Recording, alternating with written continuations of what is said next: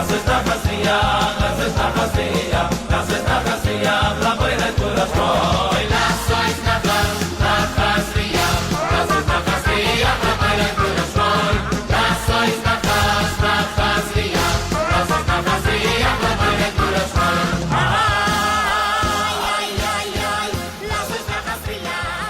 everyone, this is the second in a series of using musical instruments during davening, and after seeing last time that it was part and parcel of the sacrificial work, part and parcel of davening before God, and so many psukim and so many gemaras, in the year 1819, Rav David Tzvi Hoffman, one of the poskim achronim in Germany, comes along and says there was a book that was put out called Eile Divrei HaBrit, talking about using musical instruments on even a weekday in shul. And he basically brings 3 points of view.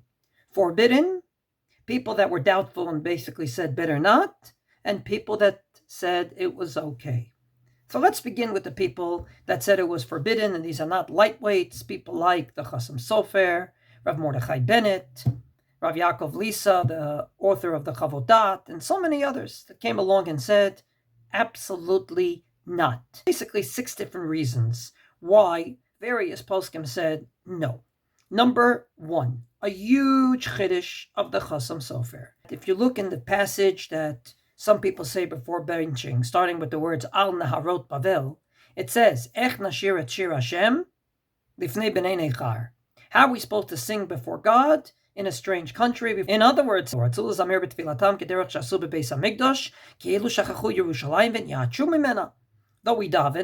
daven not in the Beis HaMikdash, we daven in a Mikdash Ma'at, in a small temple. And we shouldn't forget that our intention is to eventually go into the real temple. And therefore, if you sing and daven like they used to in the temple, you're basically saying, this is forever, and I don't really believe in Lashana Haba B'Yerushalayim HaBnuya. And therefore, he is very adamant in saying, B'Mikdash Ma'at en lachon laharot simcha lefanav ke'ein simchat Tzion. It's not right that in a small temple, you act as if you're in the real temple. It's part of our mourning of the Beis HaMikdash. We daven, but we daven in a small temple.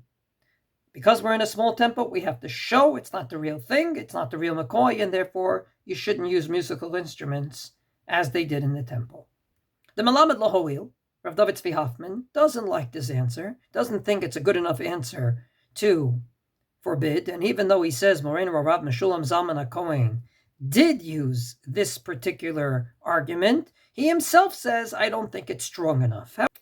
According to reason number 1, it would definitely apply today, because we still don't have a Beis HaMikdash. And if we have to act in our small temples different than in the real temple, that would apply today equally.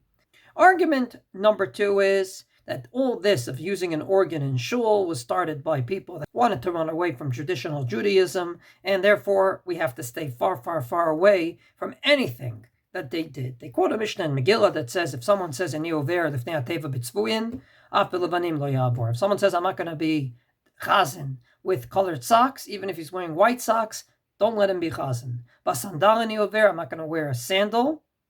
Af yachef lo yavor. If he's not wearing a sandal, don't let him. The Gemara asks, my taima, and answers, Chayshinan shema minut nisr kabo. As Rashi says, Komarin talmidei Yeshua notzri makbidim bekach. This guy, a shmek of it, smells like he's a Christian, and we should stay away from such people. And indeed, the Rivosh, one of the Rishonim, says, Ki ken haya derech haminim b'yamim hahem, lahakpit shelo litpahel b'bgadim tzvuim, v'chen shelo linol sadar b'shat tefillah.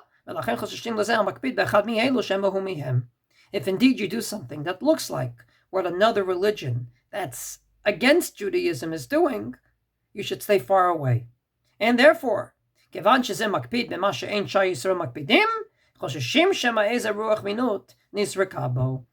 the Melamed Lahoel says in his name, that ultimately we have a Mishnah in Chulin that says that you're not allowed to shecht an animal into a hole publicly, but privately you can. However, bashuk lo yaseken shelo yichake et haminin, because that's the way the apikorsim, the heretics, did it, and you should not in any which way do like them. And therefore he says, even if you want to say that the organ in and of itself is not avodah zarah, ein la atira mishum shemechake bezeh et apikorsim, because it looks like you're imitating the heretics. And Rav Kook, who I don't think anyone was a huge machmir when it came to kiruv and when it came to seeing the value in people, even if they weren't totally shomrei Torah or mitzvot, he says, כשמשנים מנהגי ישראל ועושים כמנהג שמקפידים עליו המינין, חוששים עליו שהמינות נזרקה בו. When someone changes the custom, all of a sudden introduces musical instruments, and it happens to be what apikorsim, heretics, did, stay far away from it. שכל מה שאנחנו יכולים להפריש את עצמנו מדרכים המביאים לידי עבודה זרה דמינות, כשמשכה חייבים אנו לפלוש מהם.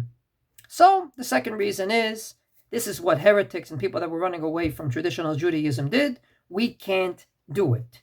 This second reason doesn't seem to apply today, because people that use guitars for musical hallel, have a huge mechitza in the middle of the room, are totally traditional Jews, keep every last iota of the Shulchan Aruch, and therefore I'm not so sure this in and of itself would answer. However, they take it up a notch and say this is part of the prohibition of ubechukotehem lo telechu, do not follow in the ways of the avodah zarah and those that engage in idolatry. They quote a pasuk in Chumash. The pasuk says, "V'lo takim lecha matziva asher sanei Hashem Elokecha." Don't do this matzeva because God hates it. And Rashi in the name of the Sifri says that once upon a time our great forefathers did it. However, achshav sana'ah, but now God hates it. Why? Me'achar sha'asa'u chok la'avodah zarah, because things change. Once the idol worshippers took it, it becomes forbidden in Judaism, even if it started in the right way. And we have a medrash that says that the two kids that Avram Avinu had, Yokshan and Zimran, didn't exactly follow in their father's footsteps, because Rabbanan Amri Zimran shayu mezamrin la'avodat kochavim, and Yokshan shayu makshin betov la'avodat kochavim. So we see that way back when they used musical instruments for their avodah zarah, and therefore we have to stay far away from it. And this is the opinion of Rav Avraham Emden in his Tror HaChaim. He basically comes along and says that even though there was an organ in the shul in Prague, and we know it was there, that's because it was built before Bayit Sheni, and before the non-Jews used it in their places of worship. Once they use it, we can't use it. That's what Rav Aharon Wolkin also says, that even if mitzad atzman, dvarim mutarim legamrei, achshav shosim kazeh, sha'arei umot she'inam b'nei Yisrael, shuv asur ze lefaneinu midoraita, since they're doing it, we're not allowed to do it. And that's what Rav Kook says, shekol mincha she'anachnu ro'im she'nahagu bo hanochrim v'lo nahagu bo Yisrael, haro bichlal chukot hagoyim. If the non-Jews use it, especially, he says, b'dvarim she'em noagim b'inyanam avodatam, namely within their worship, quoting the Psalm in the Torah, Icha yavdu hagoyim ha'ela et Elohem ve'esek ken gam ani, I'll do what they do. That's a bigger isser than it all. So that would be an isser d'oraisa, mamish, because they use it, we're not allowed to use it. Either because they always used it, or eventually they used it. Whatever way you want to slice it, it would be absolutely forbidden to use musical instruments because they use it in their worship. So today we saw 3 reasons to forbid it. One of them seems not to be relevant, and that is, it looks like the apikorsim. No one that's doing a musical hallel today is necessarily an apikoris.